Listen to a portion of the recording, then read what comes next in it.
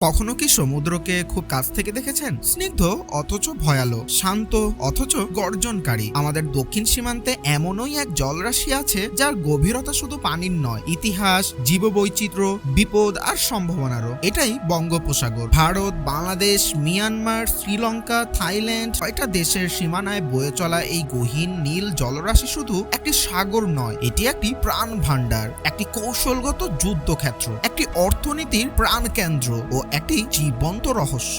বঙ্গোপসাগর যেন এক চলমান একুরিয়াম। এখানে রয়েছে ৫০০রও বেশি প্রজাতির মাছ, ৩০০রও বেশি প্রজাতির প্রবাল, ডলফিন, হাঙর, রেই, অক্টোপাস, শামুক, কাঁকড়া ও সামুদ্রিক কচ্ছপ সহ হাজারো জীববৈচিত্র্য। সবচেয়ে আশ্চর্যের বিষয় হলো এখানেই বাস করে পৃথিবীর সবচেয়ে দুর্লভ একটি প্রাণী, নাম ইরাবতী ডলফিন। এরা দেখতে অনেকটা ডলফিনের মতো হলেও এদের মুখ গোল ও কৌতূহলী আর চলাফেরা নিঃশব্দ। এই সাগরেই পাওয়া গেছে লেজবিহীন হাঙর, রং বদলানো স্কুইড, এমনকি গভীর প্রাণীর এমন কিছু প্রাণী যারা নিজেই আলো উৎপন্ন করতে পারে। বিজ্ঞানীরা বলেন বঙ্গোপসাগরের তলদেশে এখনো এমন বহু অজানা প্রাণী রয়েছে যাদের পরিচয় আমাদের জানা নেই।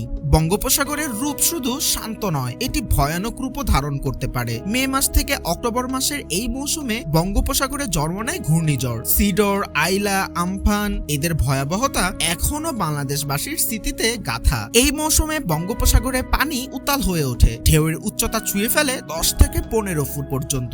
তখন এটি হয়ে ওঠে প্রাণঘাতী এক দৈত্য। জেলেরা সমুদ্র যেতে ভয় পায় আর উপকূলবাসী আল্লাহর দয়ায় আশ্রয় খোঁজে। বঙ্গোপসাগর শুধু একটি জলজ সম্পদ নয়, এটি আমাদের জাতীয় অর্থনীতির একটি অমূল্য ধনভাণ্ডার। বাংলাদেশ এখান থেকে মাছ আহরণ করে বছরে প্রায় ৬০,০০০ কোটি টাকারও বেশি রাজস্ব আয় করে। শুধু মাছ নয়, এই বঙ্গোপসাগরের তলে রয়েছে প্রাকৃতিক গ্যাসের ভাণ্ডার। ব্লক ১২১, ১২২, ১২৩ এমন বহু ব্লকে এখনো সম্ভাব্য গ্যাস অনুসন্ধান চলছে। চট্টগ্রাম ও মংলা বন্দর এই বঙ্গোপসাগরের বুকেই দাঁড়িয়ে রয়েছে। বাংলাদেশের ৯০% আমদানি রপ্তানি এই পথেই হয়। বঙ্গোপসাগর না থাকলে আমাদের শিল্প, কৃষি, যোগাযোগ সবকিছুই অচল হয়ে যেত।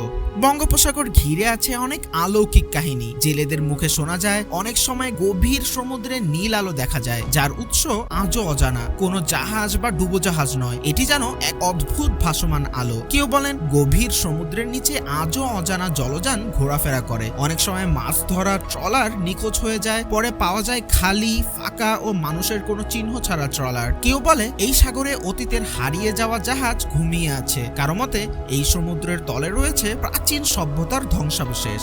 বঙ্গোপসাগর এখন শুধু পরিবেশ বা জীববৈচিত্র্যের অঞ্চল নয়, এটি ভূরাজনৈতিক এক সংঘর্ষের কেন্দ্রস্থল। ভারত, চীন, আমেরিকা সব দেশই এই সাগরের প্রভাব বিস্তার। চীন এখানে বন্দর গড়ছে, ভারত তৈরি করছে নৌঘাটি, আমেরিকা রাখছে নজরদারির বিমান।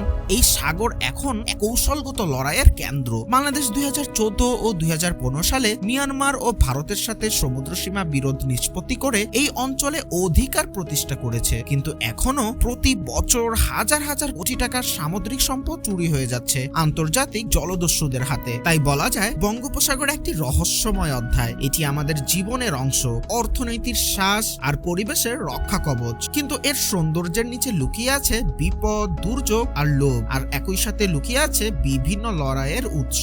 এই সমুদ্রকে জানতে হলে দরকার আরো গবেষণা, আরো সংরক্ষণ এবং আন্তর্জাতিক ন্যায় বিচার। নইলে একদিন হয়তো এই সমুদ্রই হয়ে উঠবে এক নীল বিপর্যয়।